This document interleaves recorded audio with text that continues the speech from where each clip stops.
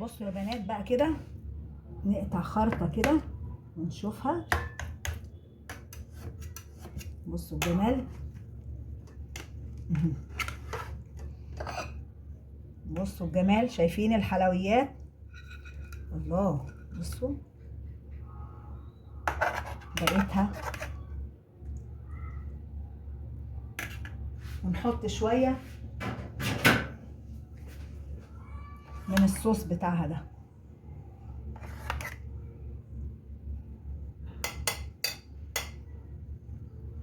ايه رأيكم بقى في الحلاوة دي؟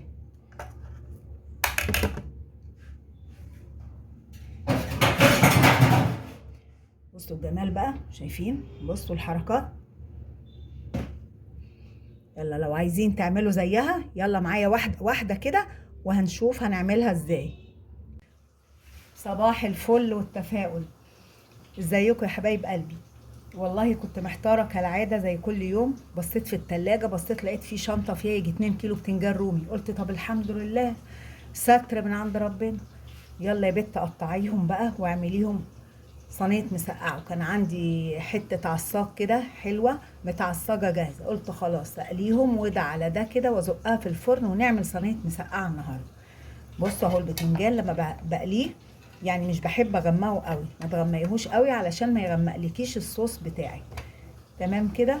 ومش عايزين ننسى الدعاء الجميل بتاعنا بقى. بسم الله ما شاء الله لا يسوق الخير الا الله، بسم الله ما شاء الله لا يصرف السوء الا الله، بسم الله ما شاء الله ما بنا من نعمه فمن عند الله، بسم الله ما شاء الله لا حول ولا قوه الا بالله. يا رب دايما ساترنا يا رب، يا رب دايما ساترنا يا رب، ومن علينا بالستر والعافيه والصحه من عندك يا كريم يا رب العالمين، واحفظ لنا اولادنا يا قادر يا كريم يا رب العالمين. بصوا يا بنات، في حاجة دايما بعملها علشان اصفي الزيت من البتنجان، لان مهما احطه في مصفى مهما احط ما بينزلش الزيت. بعمل ايه؟ اكوم البتنجان كده، اخلصه واحطه على جنب، وفوق بعض فوق بعض اكومه، واروح جايبه فوطه كده اهو مطبقاها، فوطه المطبخ عادي، واروح ايه مميلاه كده. الحركة دي بقى تبصي تلاقي الزيت كله اتسرسب ونزل كله في الركن هنا، وبالمعلقة شيل اشيل اشيل، او احط غطا على البتنجان واروح ايه مصفياه في حاجة، وبكده الزيت بينزل اسهل من لما بحطه في مصفى. انا جربت ده وجربت ده الحقيقة. طبعا مش محتاجة اقولك ان انا الاول بغسل البتنجان وبروح مخرطاه ومقشراه، واروح رش عليه شويه ملح وافضل انطقه بقى زي ما قلتلك كده كده كده، واسيبه بقى ينزل الميه الغامقه بتاعته، ما بغسلوش تاني بعد ما بقشره. فين يا بنات الزيت بيتسرسب وينزل ازاي؟ حبيت اوريكم اللقطه دي بس. يلا يا بنات بقى نقول بسم الله الرحمن الرحيم. قلينا البتنجان وصفيناه من الزيت وحضرنا العصاج بتاعه. ادي حته عصاج وحطيت لها كوبايتين عصير طماطم وسبتها تغلي مع معلقه سكر، خدي بالك اوعي تنسيها. وسبتها بقى تتسبك زي ما انتم شايفين كده، وهنزل بيها بسم الله الرحمن الرحيم على الصينيه المسقعه بتاعتي. وعارفين عملت ايه كمان يا بنات؟ رحت حاطه لها معلقه مش مليانه قوي يعني، معلقه سمنه بلدي، بتفرق على فكره، بتفرق في الطعم. حطيتها لل... لل... للطماطم يعني بالعصاج وانا بعملها. بس كده خلاص، حطيتها على الوش اهي، رصيتها. ونبدأ بقى نرص الحاجات بتاعتنا الجميلة اللي بتديها ريحة حلوة ومذاق خاص، مذاق خاص للمسقعة بتاعت ايمان.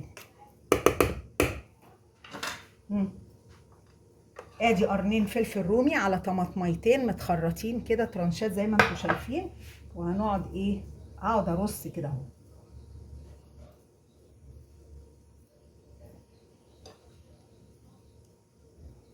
املى الوش بتاع الصينيه.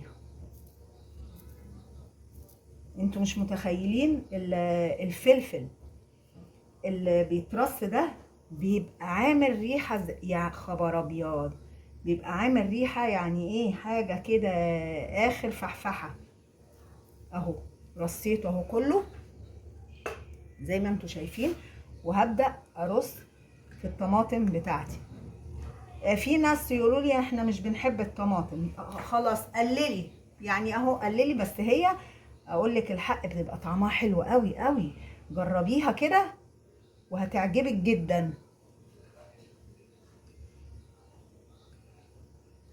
هتعجبك جدا جدا يعني.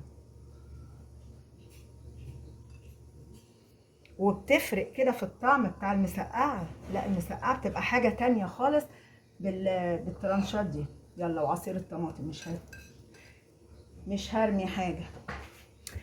واخر تركاية، اخر تركاية بقى، فصين كده، فصين توم، وهروح مخرطاهم كده اهو، رفيع رفيع رفيع كده اهو على الوش اهو.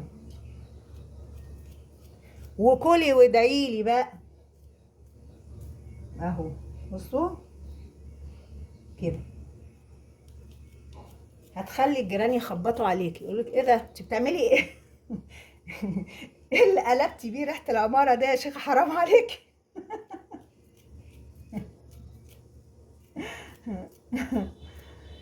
لا، عيالك اول ما هيدخلوا من باب الشقه يقولك ايه ده، ايه يا ماما انت بتعملي ايه، في حاجه ريحتها حلوه قوي. هي صينيه المسقعه يا جماعه بتبقى مفقوسه، يعني ريحتها مفقوسه. بس خلاص. بصوا بقى، عملت بتاع 4 فصوص توم، بس اصل هم صغيرين فعشان كده كترت.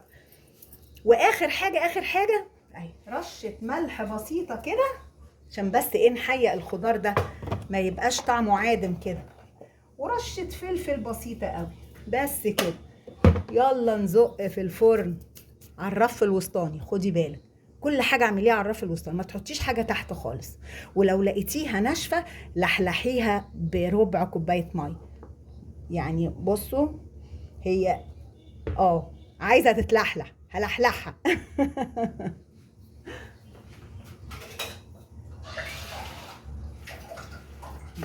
بسيط بسيط. بصي اهي، بس كده خلاص اهي. بس كده هدخلها بقى الفرن بقى.